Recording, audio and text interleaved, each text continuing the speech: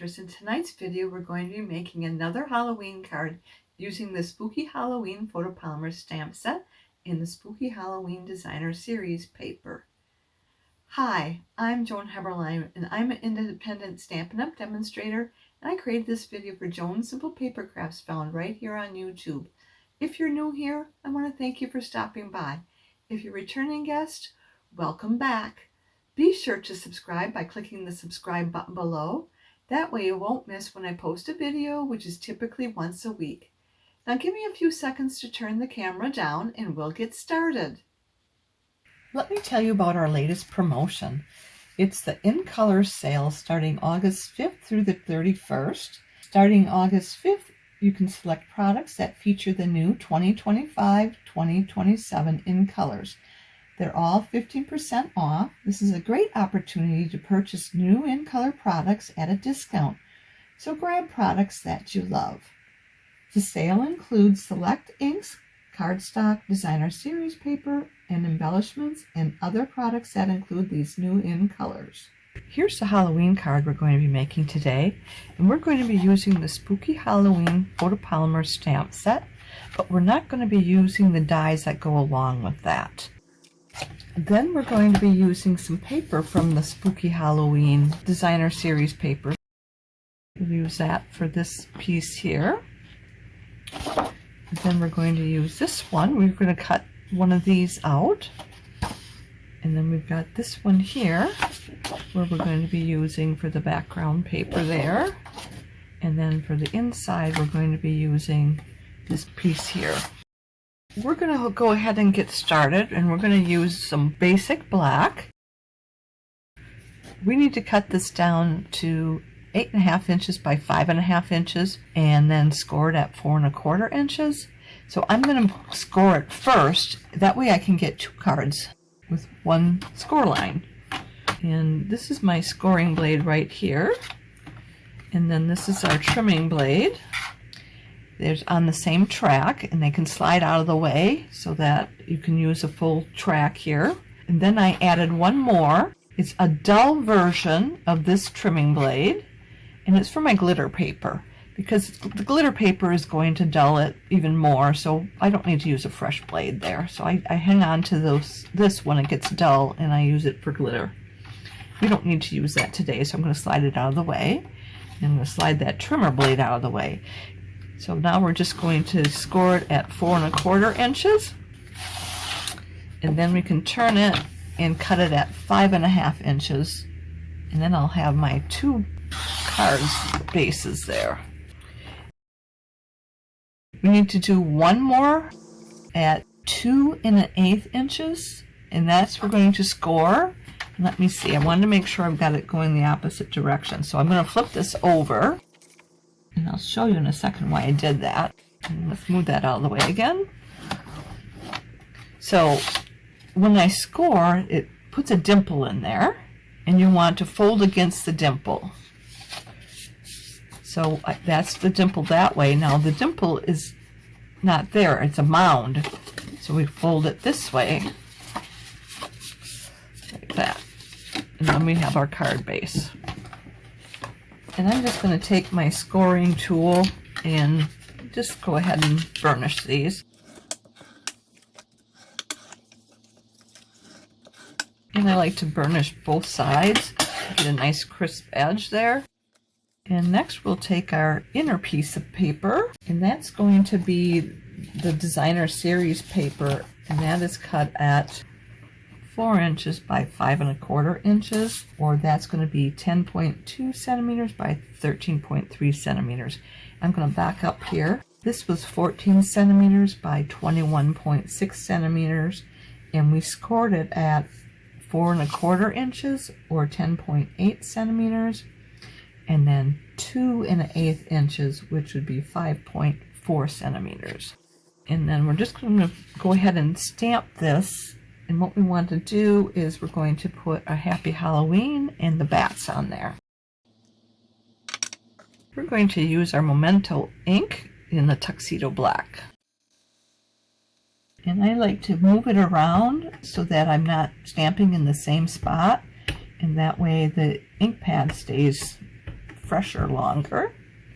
And I'm just going to tilt it a little ways, because if I put it on this way, it's going to stick out, and I don't want that. So I'm going to just tilt it, and then we'll just make sure that we'll tilt the bats as well.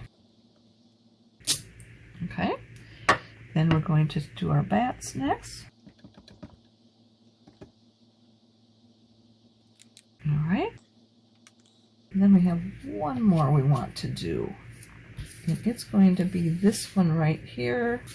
This is designer series paper. Mine turned out to be cut at 2 inches by 3 5/8 inches. I'm going to turn it this way so we don't stamp it incorrectly. And that would be 5.1 centimeters by 9.2 centimeters. And on here, we want to stamp our little boy. And again, I'm going to move it around so we get enough ink on there, and we're not just taking it from the center. And I'm just going to drop them down here. Sorry if my head's in the way. That's really good. And then we're going to do the pumpkin as well. Sorry if my head's in the way again. Okay. And then one more. We're going to stamp No Tricks and All Treats.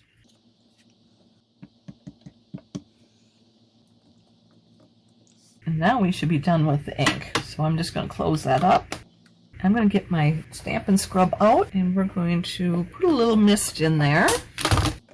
And I'm going to put it on this side because the raindrop's right there. So this means that's going to be the wet side, and then there's a sunshine right there. So this will be the dry side.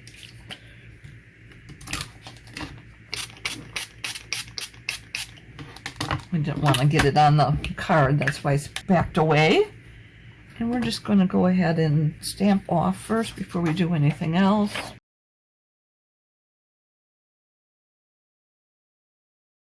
I stamped off so that I can get most of the ink on this paper rather than in the pad. It keeps this cleaner a lot longer. Alright, we should be good for now. Then we need to make one more cut. We're going to trim this down so that it's 3/4 of an inch. So the final cut would be 3/4 of an inch by 2 1/8 inches long. Move that out of the way. And then that would be 1.9 centimeters by 5.4 centimeters. And I already cut a piece of backing here. And that's going to be 7/8 of an inch by 2 1/4 inches, or 2.2 centimeters by 5.7 centimeters. And we're going to glue that down. So let me get my silicone mat. That'll keep the work surface clean.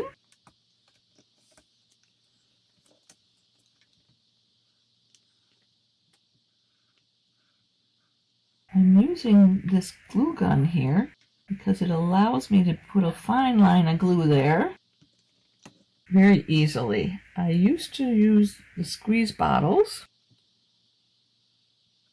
but my hands have gotten so sore from arthritis that I can't use them anymore. This glue gun is from My Sweet Petunia. It's not a Stampin' Up! Product. It allows you to do really fine streams, or you can do a lot more. Squeeze a little bit harder. I think I need a little more glue in there. And then when you're not using it, you can put it right in here. There's a little rubber stopper there. That's going to seal that off. So you just make sure you've got that in there. There's that one. And then we'll go ahead and glue this one down. Let's go ahead and color this one in first. So we've got some markers here. We're going to use our light Granny Apple Green for the face. Basically the body of the dog. So it's in the hands and the arms.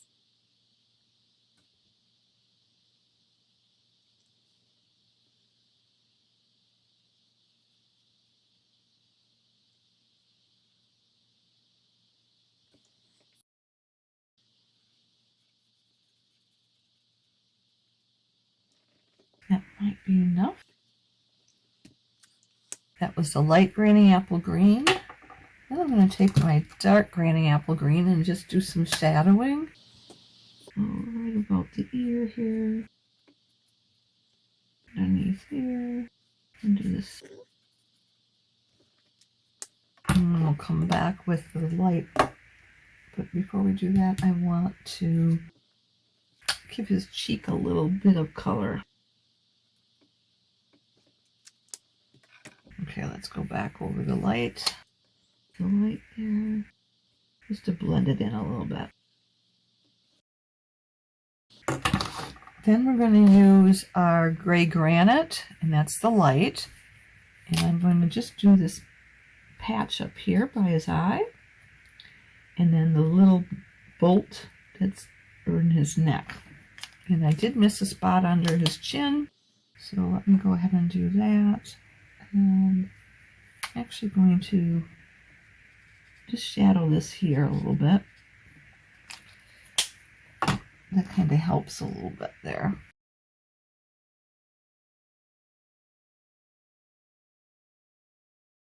There. Then we'll use the dark pumpkin pie for the t-shirt.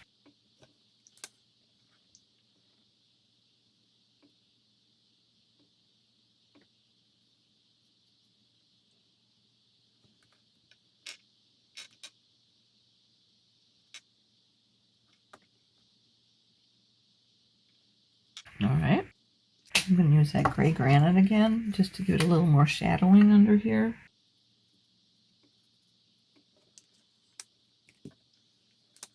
And we'll just blend that in. Then we need our dark Highland Heather for the shorts.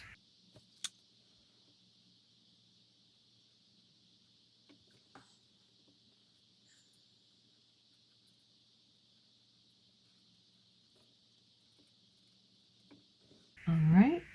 Oh, and we need to do our pumpkin pie for the pumpkin. I almost forgot it. And we'll do the light pumpkin pie for the stripes in his legs. This tip is not any good anymore, but the other side is going to work. So we'll just use this. All right. One more thing is the lollipop. And I am using light melon mambo. That is done. So let's bring this back in here. We're going to put glue on this and put it inside our card. And we could have cut one of these out, did fussy cutting, and put it on there. It's just such nice paper.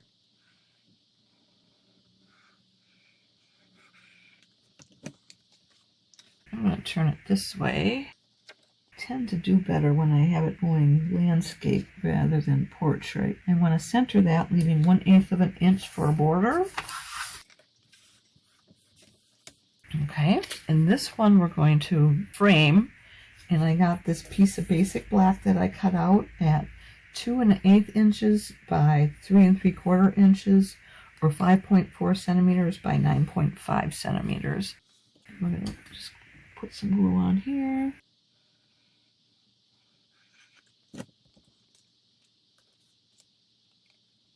And centering it, leaving 1/16 of an inch for a border on all 4 sides. And let's use our bone folder just to get all those air bubbles out. Do the same thing with this one. Okay, so we got that set. And now we need our 2-inch pieces for there. We have one that has a building on it and one that has confetti. Could do that. I had used the black on the other one, and I think I'm going to use the black again. But we could have used this in here. You know, if we used the full-size sheet, yes. This is 2 inches by 5 1/4 inches, and that would be 5.1 centimeters by 13.3 centimeters. Let's go ahead and put that on here.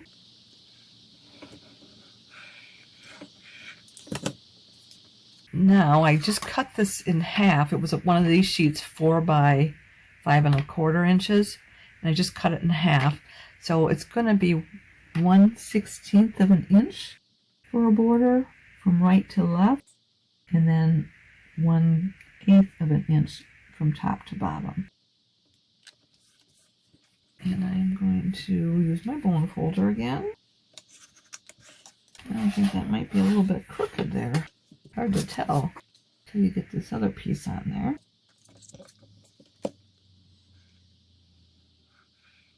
This is the same size, 2 inches by 5 1/4, or 5.1 centimeters by 13.3 centimeters. And we should probably do it this way instead of upside down. And let's go ahead and do it like this again. So we're getting 1/8 of an inch for a border from the top and the bottom, and then it's about 1/16 of an inch for a border from right to left.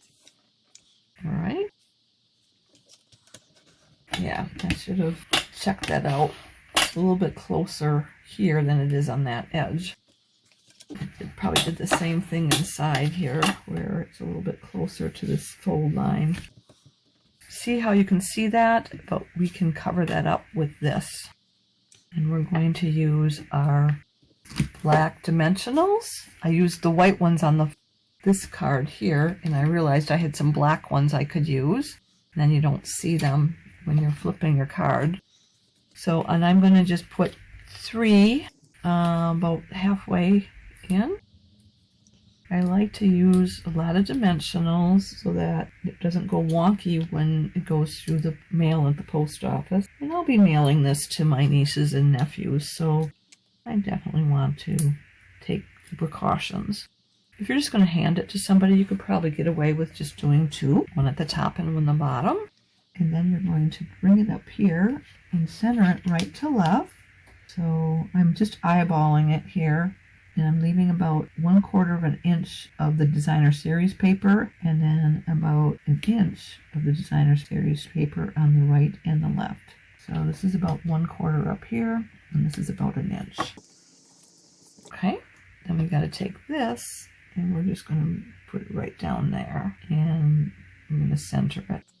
So it's a little bit bigger than this one, and we can use our large dimensionals for that. And let's see, we got to put them on this side, right about centered here. And I'm going to do 2. Again, I don't want it to go wonky as it goes through the rollers.